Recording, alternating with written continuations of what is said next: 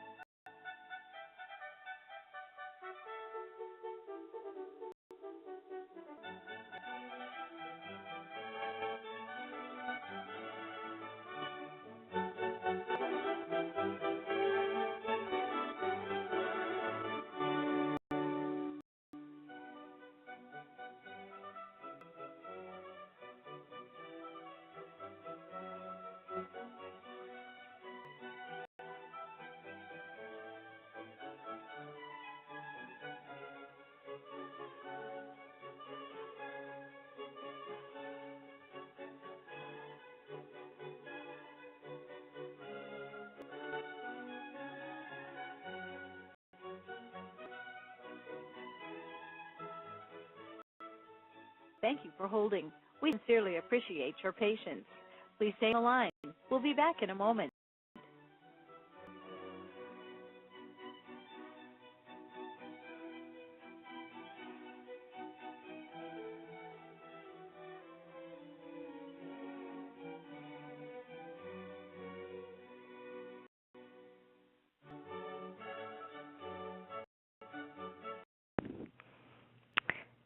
Hello? Can you hear me? Yeah, I hear you. Oh, great. I hope everybody else can hear me as well. Sorry for the late start. We're having just a few technical problems, and we're trying to get them resolved. But in the meantime, I'm going to start. I'm Ellen Singer. I'd like to welcome you to our monthly webinar series, Strengthening Family. I'm pleased to be presenting this month's presentation, Search and Reunion in Domestic and International Adoption. And I will be joined today by a wonderful panel who are adopted adults, birth parent, and an adoptive parent. Before I tell you a little bit more about the patient, I just want to go through just some tips for today, how things are going to run. We are going to speak for about an hour, and then we will address your questions for the last half hour of the webinar. The phone lines are muted because we have a very large audience, so please type in your questions anytime during the presentation. And if you would please type them in the Q&A part instead of the chat, it's just a little easier for me to monitor the questions. And we have a couple of questions that were submitted ahead of time, and we will address those as well. We know that you will want a copy of the PowerPoint presentation, and that will be emailed to you within a week of today. If you need a certificate of attendance, please email us and let us know that as well, and there will be a slide with this email address at the end of the presentation. And finally, we really appreciate your feedback. It helps us in planning for future webinars, so please do complete the survey that you will see at the close of the webinar. For those of you who are participating in your first case webinar, I would like to just tell you that these webinars with 300 registrants being able to participate for free is made possible by Jockey Being Family, which is part of the Jockey company that you are probably all familiar with, makes wonderful underwear and workout clothes. This is because Deborah Waller, who is the CEO of Jockey, was herself adopted as an infant, and so adoption is near and dear to her heart, and we really appreciate the support that she has generously given to CASE that enables us to provide this kind of programming. To do again, if you are new to CASE, to explain who we are a mental health organization that serves the foster care and adoption communities. For our local constituents, we do that by providing counseling services. And for our national audience, we do trainings nationally, and we also do trainings locally, and we have a number of wonderful publications. And if you would like to learn more about our services and our resources, we invite you to visit our website. So, without further ado, I will just tell you a little bit more about myself. I've been with ACE since its beginning, which is 17 years, and I've been working in the adoption field for almost 30 years. In addition to being a therapist, I am an adoptive parent. I have a wonderful daughter who just turned 28, who I adopted domestically. She was 2 weeks old, and what I thought was menopause is my 16-year-old son. So that is who I am, and the panelists that are going to be joining me today, I will tell you more about them when I finish some of this beginning part of laying the groundwork for exploring the experience of search and reunion. So we're going to address exactly what is search, the reasons why the members of what we call the Kinship Adoption Network decide to search for each other, what's involved for preparing for this really wonderful but very unique experience, what happens really in reunion, and again, what we see in the media where the stories are just filled with happiness. And we want to really talk a little bit more about some of the challenges that are also particularly part of this experience. And with looking at a little bit on what some of the special challenges may be in international union, and the importance of being able to access adoption competent professional support in this journey. There is a difference between search and union in that search is not synonymous with reunion. It is very important to say that this is a very, very individual experience, and no two experiences are exactly alike. I have 5 panelists who will be speaking later. I could have 500 million, and I still think each person's experience would be unique to them. So it's very important to say that it used to be thought of as pathological if especially adopted adults, if they wanted to search for their birth family, it was seen as a rejection of their adoptive family and what was wrong. And I'm afraid that the tide has turned a little, and now I find that the folks that I see come in and tell me that people try to make them feel bad if they're not interested in an actual face-to-face reunion meeting with their birth parents. And so it's really, really important to be wary of anybody that gives you one-size-fits-all kinds of messages, whether that's friends, family, or professionals or non-professionals. And I want to make that point. For those who are interested in reunion, that does mean a face-to-face contact. But again, search may be, for some people, it really is a matter of just finding out more information that they need for their emotional, psychological, and spiritual being.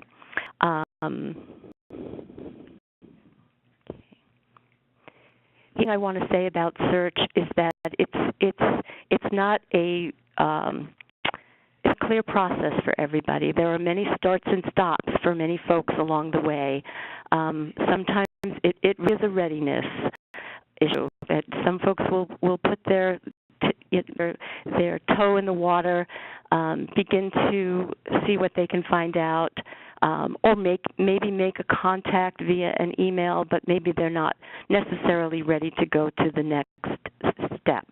And there may also be logistical, practical issues in terms of being able to find and locate birth parents. And so the process can take, for some, it can be pretty easy and can happen really fast, and for others, it may take a little bit longer. And of course, for some, it may not be possible at all, or it can be frustrating in terms of being able to actually locate birth relatives. Talk about preparation. The reason that it is so important is because, of course, many reunions that I have heard about and have spoken to people about have happened with relatively minor bumps, if any, and many times that has continued on. They've been fortunate enough to have that experience continue on for years, both domestically and both internationally, that the relationships just seemed pretty easy to navigate. But of course, that's not always the case, and I've also met just as many people where there were bumps and challenges. And being able to think about those possibilities can help people navigate them if they encounter them. And generally speaking, people don't like surprises. And so being able to just think about those possibilities, as go through these challenges, while they are not intended to scare people or dissuade people from pursuing search and reunion, we just find that it is a good thing to explore these possibilities, and that's all part of preparation. So in preparation, one of the first things that we do is we talk to our about reasons, the motivation, their desire to either find out information or locate birth family relatives. What is their motivation? What are they thinking about? And these are the very common kinds of questions that we find people have. Adoptees want to know, why we're placed. Birth parents want to know, is my child okay? Again, this is pretty self-explanatory. The piece is extremely important for adoptees because many of them have very little information that is their adoption story. And so they've grown up with tons and tons of questions their whole lives that they really, really want an answer to. The biological connection is no small thing. We find all the time. There's a gal that I just recently saw. She talked about this 10 years ago, and she still talks about what it was like to find relatives who had some of her mannerisms and who looked like her. Medical information cannot be underscored. In today's world, where all we hear about is learning more and more about genetic predispositions in terms of illness, not having that information or having that information frozen in time can be very worrisome to adoptees and parents.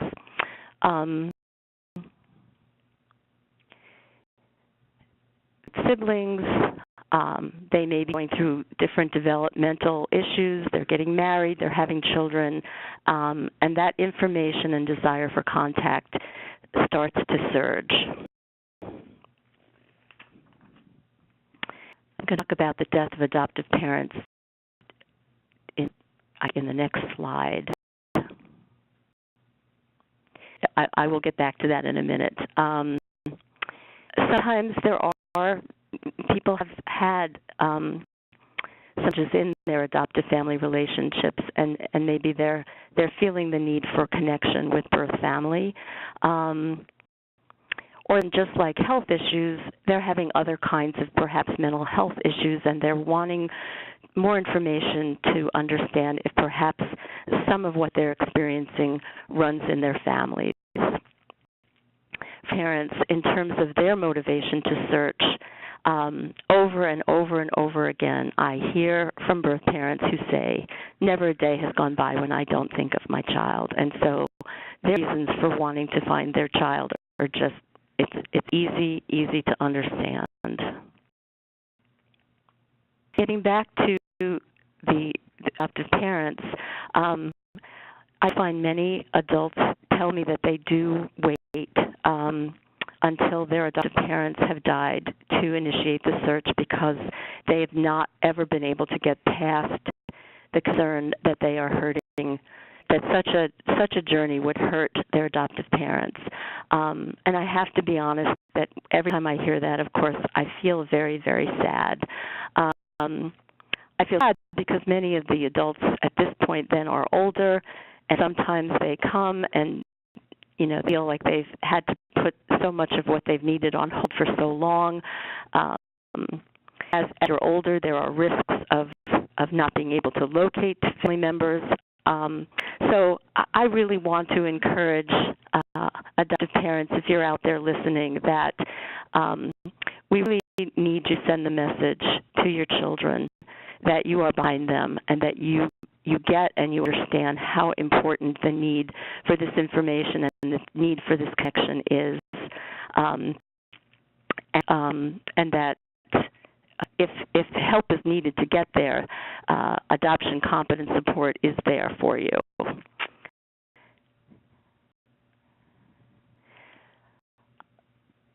Exploration. We also find that feelings that are explored have to do with a lot of ambivalence that adoptees and birth parents both feel in terms of trying to contact each other. For many adoptees, if they are in a closed adoption, the adoptees may feel that it would be intrusive, they'll be rejected again, the birth parent hasn't tried to find them. It won't be a welcome call. It won't be a welcome contact. Those feelings often, again, produce the ambivalence. There's a desire, but then there's a reluctance. And what we often want to share with the adopted person is that this issue of birth parent hasn't tried to contact me. First of all, people are not static. And even if a birth parent at one point in time said, I want a closed adoption and I don't want to be contacted, well, that statement may have happened 28 years ago and is not necessarily how the person feels today. Many birth parents tell me that they don't feel entitled to search for the birth child, that they feel that they're really concerned, that they feel guilty, that their child may hate them for giving them up, that they don't feel entitled to do that, and they fear that of being rejected, and they do often feel that it's the adoptee's right to initiate the search. Parents have shared that they have not told their loved ones in their lives about the placement. They have not quite figured out how to handle the feeling of shame they have around that. And that for birth parents, it just is very, very painful to think about contacting birth child.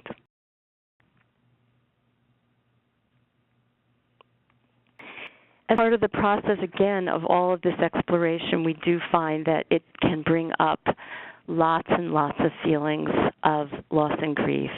And depending on how children and adolescents have been able to process their adoption story, their feelings of loss and grief as they make sense of their adoption story, it's no surprise that, again, it will surface in kinds of discussion, and that these kinds of feelings and thoughts have a chance to be aired and have a chance to be discussed, and part of the process in getting ready to move forward.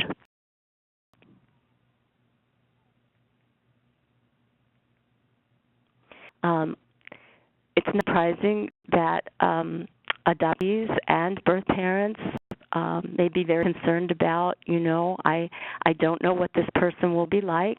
What if I don't like them? Won't like me? What if we have nothing in common? What if they have expectations that I don't think I can fulfill? What if they can't fulfill the expectations that I have of them? Will I end up being hurt? And and again, this is no small thing to consider, and that's why I say that the panelists who are about to present, when I use the word courageous, I don't say that lightly, because I think that what you'll hear that I have found these folks to be incredibly courageous and honest as they will share their stories with you.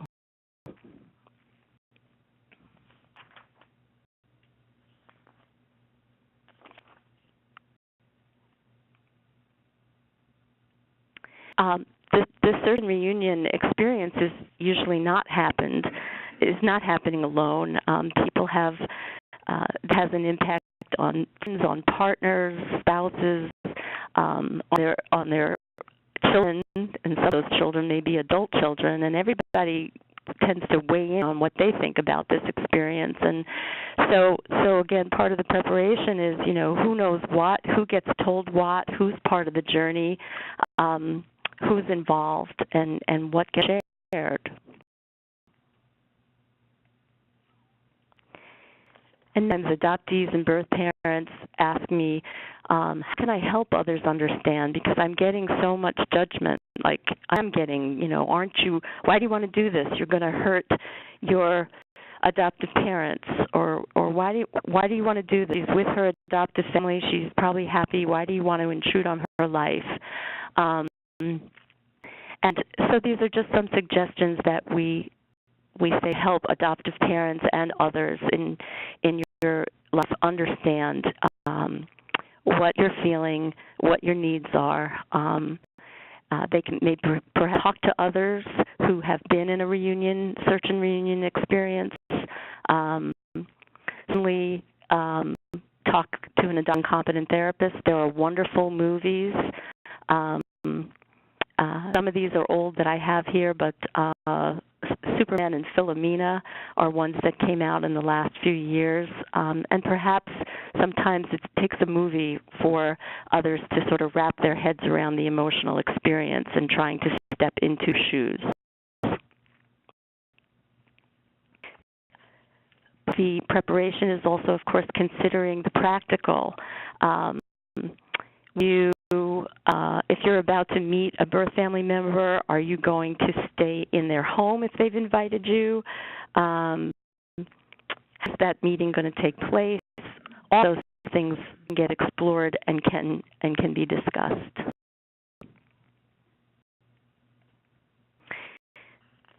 Reunion can happen with any of these folks,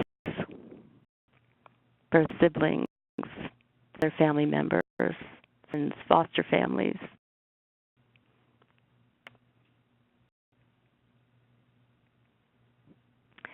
I think that, again, this list could be much longer. I wanted to just bring out the three that I hear most often when people say to me, even when there have been bumps in the road, I've never met anybody that has regretted doing this, really. And because so much that they feel that they've gained despite some of the challenges. And some of the challenges, and you will hear some of these from our panelists, sometimes there is that initial honeymoon phase that you often see on television, and that what's followed is that their resurgence of loss and grief for all the missed years and missed memories and missed history people don't have with each other. Co-differences, integrating these new, very unique relationships. I've had folks say to me, well, I'm in my 50s and she's my sister, but she's not my friend, but she's not quite a sister like the sister I grew up with, but more than a friend, and trying to figure all that out. And of course, sadly, people do encounter situations where relatives either do not want to continue past initial meeting, if at all, or they have learned the news that birth parent is deceased or a birth sibling. And again, is just ambivalence can surface around, how is this continued relationship going to work?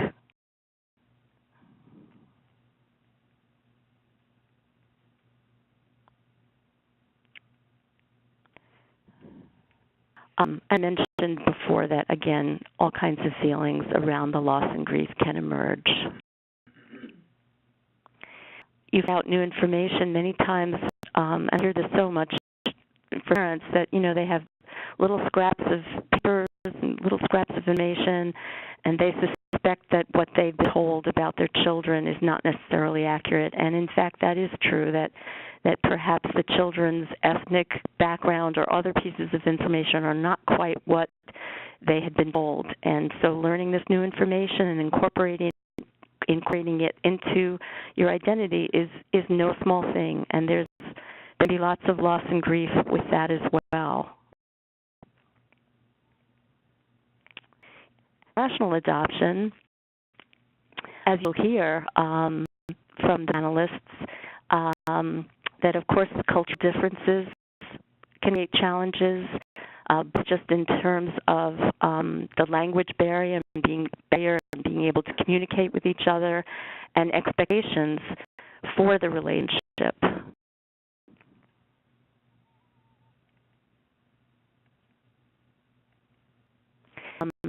I'm going to spend a lot of time on these two slides, but I do want you to know you will be getting this in the PowerPoint, and then I do think it's important that prospective people in reunion understand that that there is something called genetic sexual attraction. People are often, if they don't know about this, they think that something's wrong with them if they find themselves physically attracted to a birth relative. It's important to know that it is not uncommon. There's reasons for this. And of course, the important thing is that people don't act on it. Successful reunions are not unlike all successful relationships in terms of the ingredients. Having the good preparation, having had the chance to explore a lot of these very complex but important feelings, understanding the need for empathy and respect of each other's experiences and differences, having respectful boundaries, lots and lots of patience and flexibility. It can take a long time for the relationship to feel comfortable, good communication skills, good systems of support. It's great if you have your family and friends to support you, to be able to not say, oh, things are going wrong, you should give up, you shouldn't have done it in the first place, but instead to say, in there, perhaps there's the problem solved, there's ways to work these things out. And of course, if adoptive families and birth families can have a relationship and meet each other and are supportive of each other, that is a true gift to the adoptee. And the nature of the complexity and the profound experience and the intense and deep emotions, finding adoption competent support is so important. And I say adoption competent because, again, we worry all the time. We hear people tell us, therapists said, you're going to hurt your adoptive parents. Or therapists said, well, this is not going well. It's never going to go well, and you should quit while you're ahead. So this kind of support is very, very important. So I'd like to now introduce you to our panelists. This is Susan. Susan is one of our therapists here at CASE. She's also in private practice. She's married. She has 3 wonderful children, and she met her birth family almost 20 years ago. So I'm wondering, is Susan on the phone there? Okay. We may be having a technical issue. I'm going to get Susan. Susan is actually here, so we're going to get Susan for you. Hold on, please.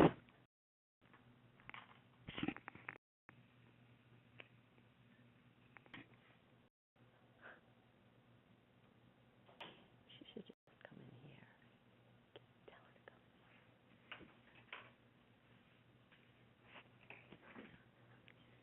And will be with us. Hi. So now we're sure we can hear, right?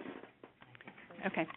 So I'm Susan Lavinia. and I am actually 52. I was born in 1962. Oh, sorry. Ellen gave me one extra year. That's okay. I'm getting used to that. I have to get used to 53. So I grew up as an only child. I only at age 4 days, and grew up in this area. And so I was a product of like the 60s.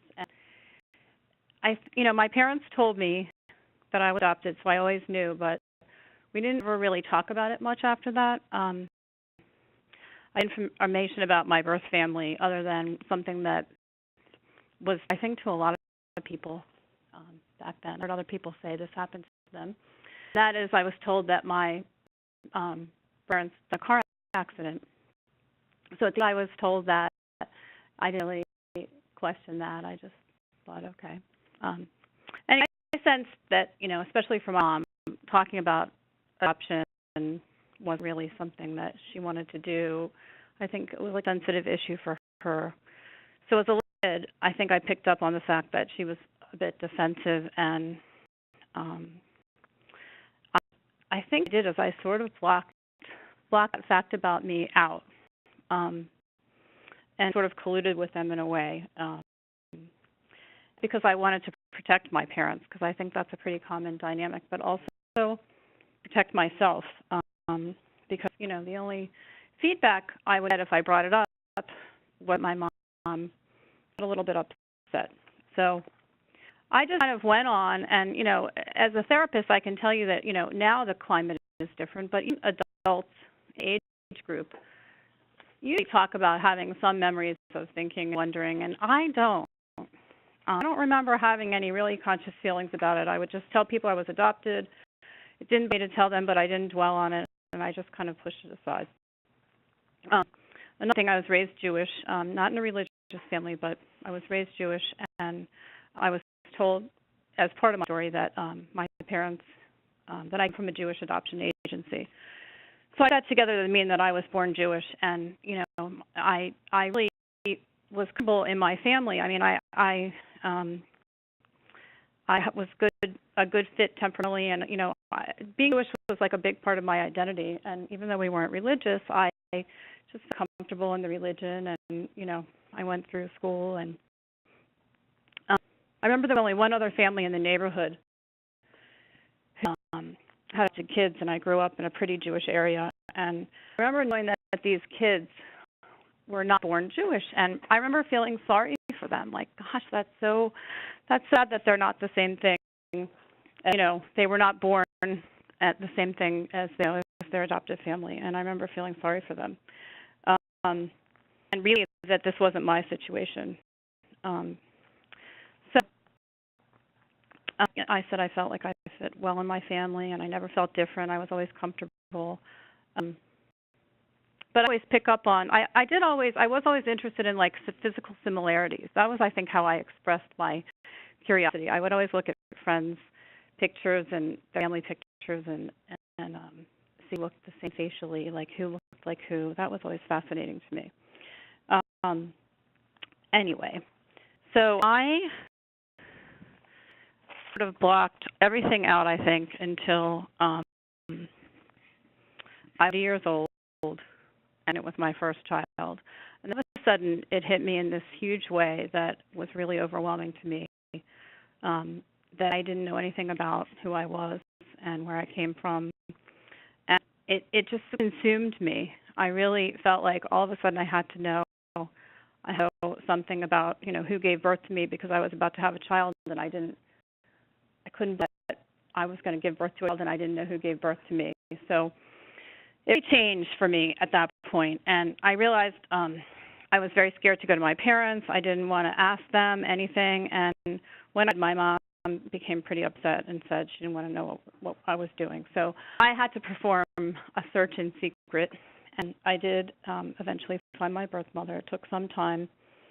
And I think Ellen mentioned about loss and grief that comes up at different points in the search and reunion process, and this was obviously like a really sort of like overwhelming sense of loss and grief that I'd been blocking out for a long time. So I did contact my birth mother, and I called her on the phone. This was almost 20 years ago, and she called me when I called her. She said, "I'm sorry, I don't have any children," and she hung up on me. And it was a devastating moment for me because I prepared for what would happen after that, and I had no plan. I didn't know what to do. So I ended up writing to her, and she did write back, and we had a very kind of tenuous relationship for about 11 months. She was pretty detached and didn't really about anything except the present moment. She sent me some pictures, and I felt like I was walking on eggshells. And this whole time, my adoptive parents didn't know anything about this. And the other thing, the biggest hurt for me at that point was finding out that my birth mother was not Jewish, and my parents had misled me, and that was very hard for me because I grew up thinking something about myself for my whole life at that point, and having to incorporate new information in my identity was really hard.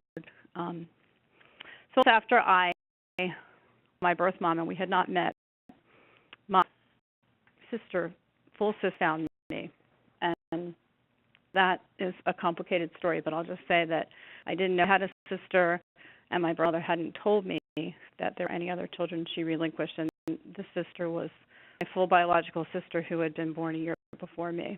So I was talking with my birth mother for 11 months occasionally, and I was found by this sibling. So really the biggest part of the story for me, because I had this full sister. She grew up in the same area, and it was really great in the beginning, and it was fantastic. And my kids, she didn't have kids, so all of a sudden my kids had an aunt, and we spent time together. And because she ended up having to move out of the area, things changed a lot. And I think it was also like that honeymoon period that in the beginning, and she moved out of the area and had kids and got busy, and so there was a time where we weren't as close, and that was really upsetting to me, but I don't think she realized that, and I had to kind of rethink the whole thing. I'm glad that I was searched and found. I mean, I searched for my birth mother, I was found by my sister, and I'm glad that I did. And sort of just worked it out. I mean, it's been almost 20 years, and we definitely, had ups and downs, but I'm very glad that I did it, and her family has been fantastic. I mean, that's another gift that I got out of this process. She has an extended family who are now part of my family. I get invited to everything of theirs. They get invited to everything of mine, and that is fabulous. And as far as what I for anyone considering this process, I mean, I'll just repeat again that it was something that I am so glad that I did. And so, having the support of family and friends. Eventually my parents, by the way, they did find out once my sister found me, and they did find out, and everything, worked out okay once we talked it through. But it was scary in the beginning, and I would, just and movies. That's one of my favorite hobbies is watching movies, and certainly some movies that really help you. You're not the only one that's going through this kind of thing, and books. So anyway, it's my story, and I'm going to pass it over to Ellen. Thanks so much, Susan. We have another wonderful Susan. This Susan, I hope at your age, right, Susan, is a 70-year-old retired school teacher, married, who lives in Maryland. She was reunited with her birth daughter 5 years ago. So, welcome, Susan G.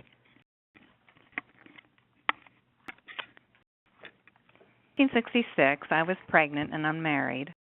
I moved to New York to have my baby and to find an adoptive family for her.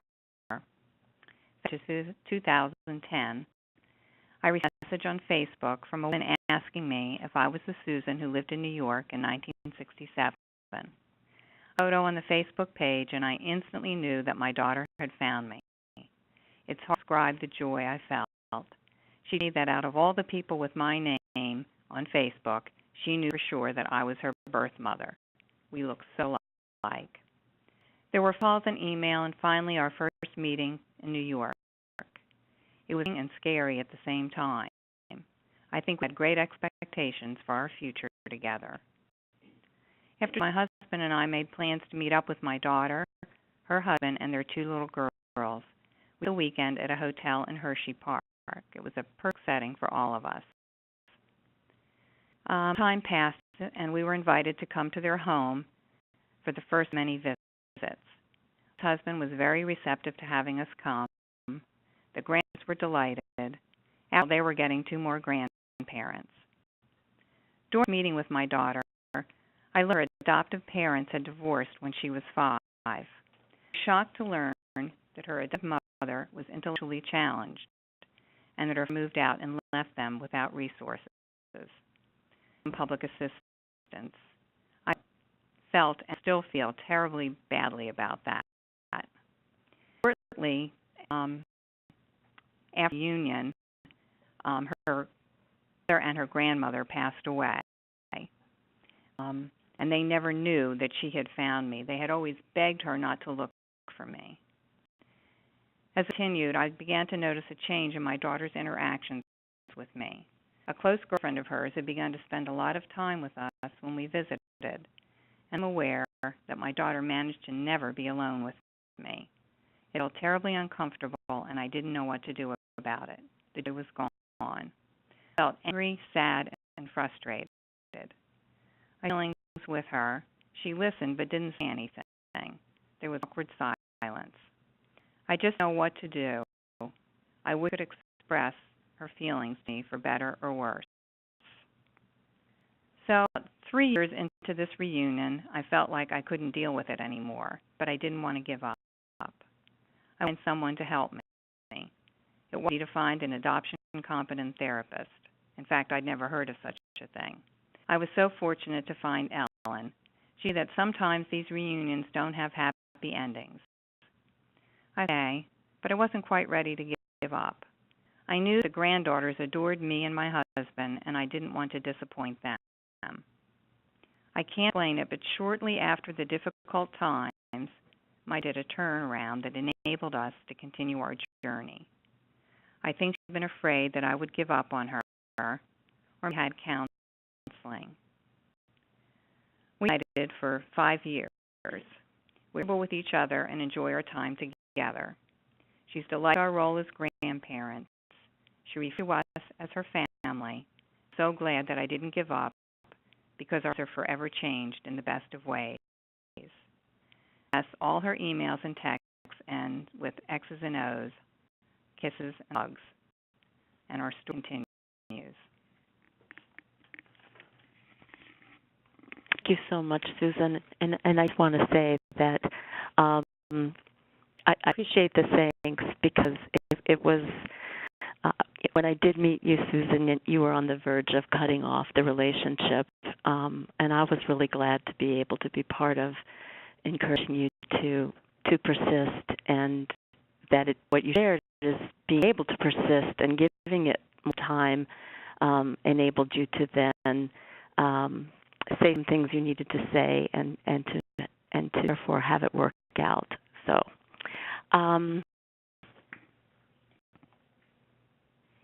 next we have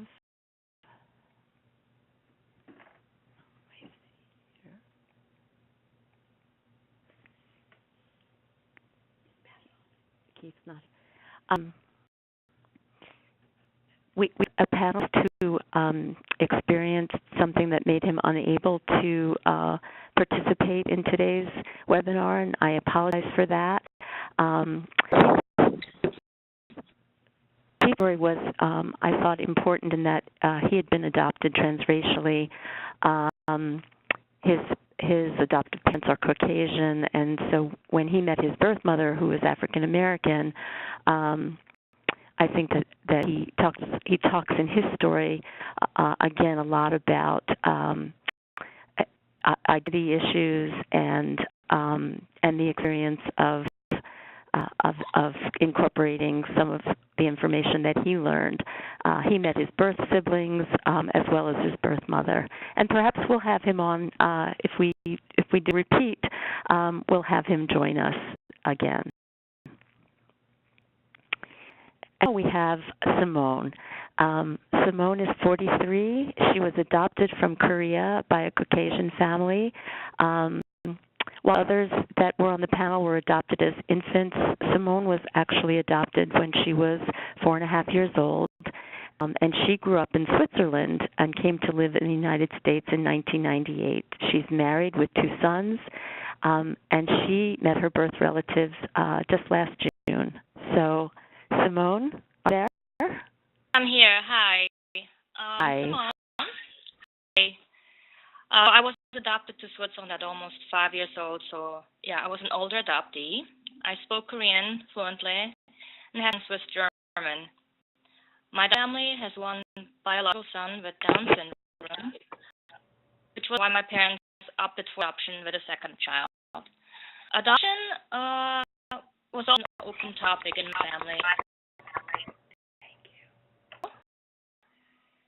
Okay, so it's always actually an open topic in my family, and I knew from very early on that I had biological siblings back in Korea. I never really asked questions about my birth parents or my siblings. It wasn't that I was relinquished because my birth father was divorced and impoverished. My parents welcomed any questions or concerns I had, but we never had very conversations about it because all we wanted was to just blend with my peers, and Korea had no place there. When I turned 19, I was trying to locate my birth family for the first time. It would have taken me to Korea itself, and I wasn't ready to face the country yet, so I stopped looking back. About months ago, however, I wanted to give it one more try. I know who I looked like. This was really to me, as I never had that visual affirmation growing up. I obtained a lot of information, so I knew my chances of finding my family was pretty good. My fear was that my family could reject me for whatever reasons. So that was my biggest trepidation. Knowing what to expect, what they would expect of me, or what I was going to expect of them. Luckily, my adoptive parents were always behind my decision to look for my birth family. I've never thought that they would be replaced, and it was clear between them and me that if I would find my family, that this would just add more family and not exclude any existing family members. Something happened rather suddenly during my adoption tour in Seoul in June last year.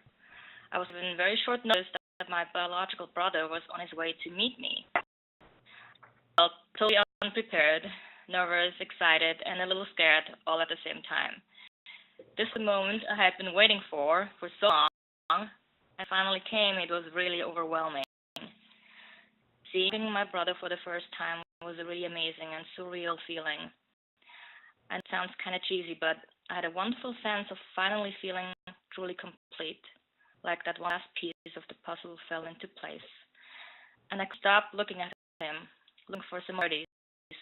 He was warm and polite, but we need a translator because he doesn't speak English and I don't speak Korean anymore. So the thing was really good and a bit awkward. It's a little like meeting a complete stranger you were supposed to like right away. I wish I communicated easier. Language barrier for nothing. It wasn't very private as there were a lot of other people there as well. Like private setting, but I wasn't really in control of that. Sadly, both my birth parents had already passed away at the time of my first meeting, which was really hard news. I'd love to have had the opportunity to meet them once.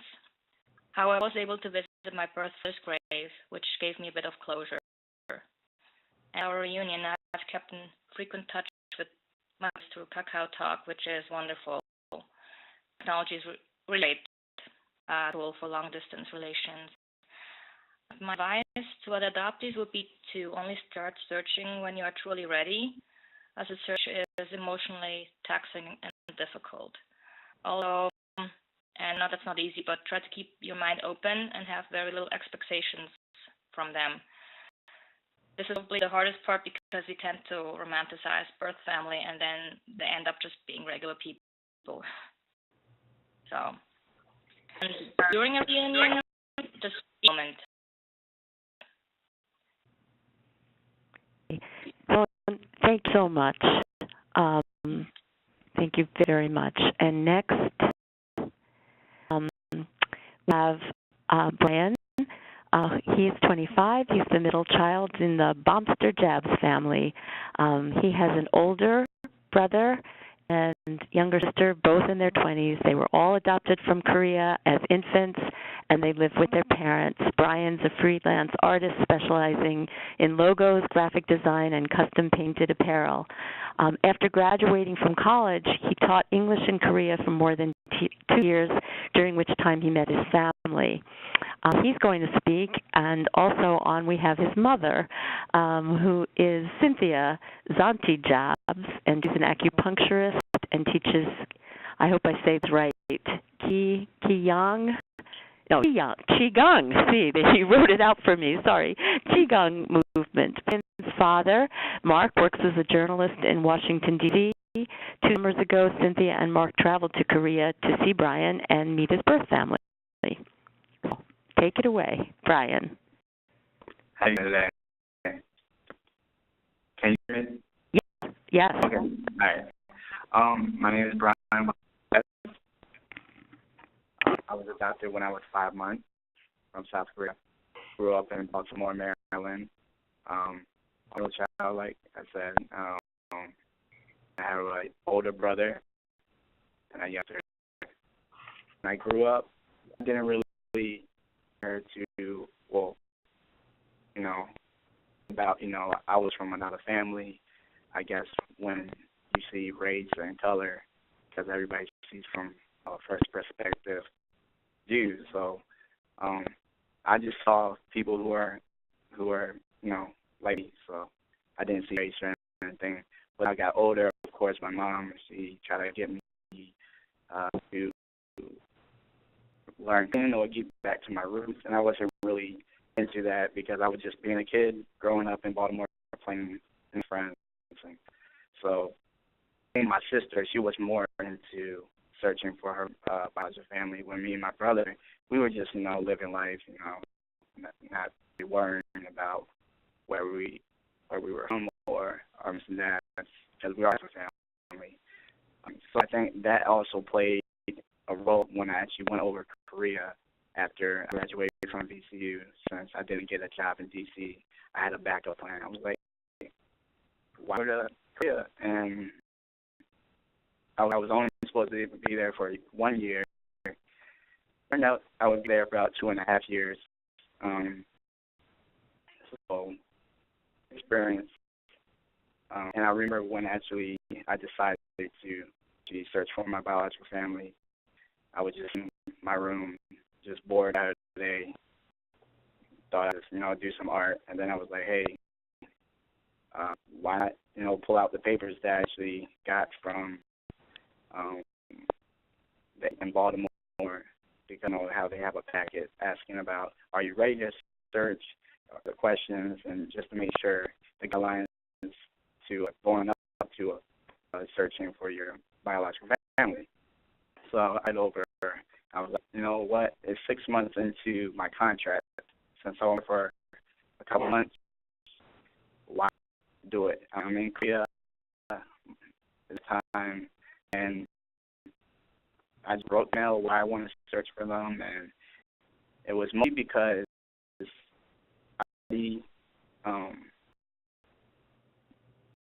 because I knew that I already had a family at home. So I guess I didn't really care if I did them and they rejected me, or I just didn't find out. So on the thing, I was like, you know what? I want to meet them. I do. I just want to know that their son didn't turn out out that bad at all. So and I kind of make them proud. So if I did find them, I'd try to be like, this is me. But the thing is that it usually takes about 6 months to a year to do the search or actually get some results back. And a lot of other Korean adoptees there, and I talked to them about doing a search. Some had positive, some had negative,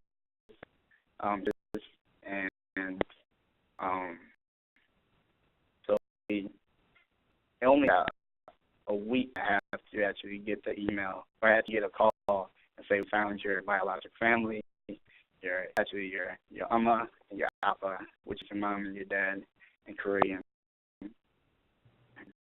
I was like, getting back, and then it also said that you have a brother and a sister. So your mom and dad were married. Married. They both divorced and had 2 other kids after you. So I'm the oldest child. And then I was overwhelmed because, they told me I have uncles, 8 months, grandmas, and 1 grandpa still alive. So I actually got to meet them on April 27th of 2014. And that was the first time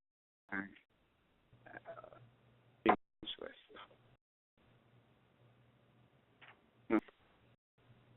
It was, I don't know.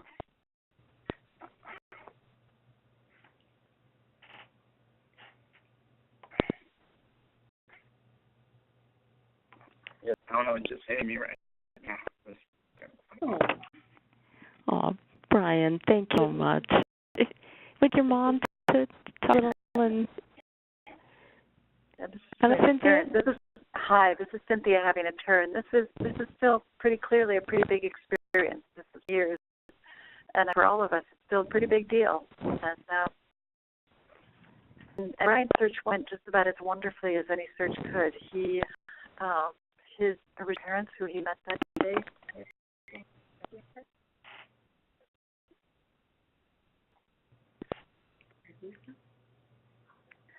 His parents he met that day on April 27th were incredibly generous and open-hearted, and he did that whole extended family that he described to you. And his original parents really had to rewrite their whole life story to do that. So I have a tremendous amount of appreciation for them, and also a lot more understanding than I did for birth parents who decide not to do that. They really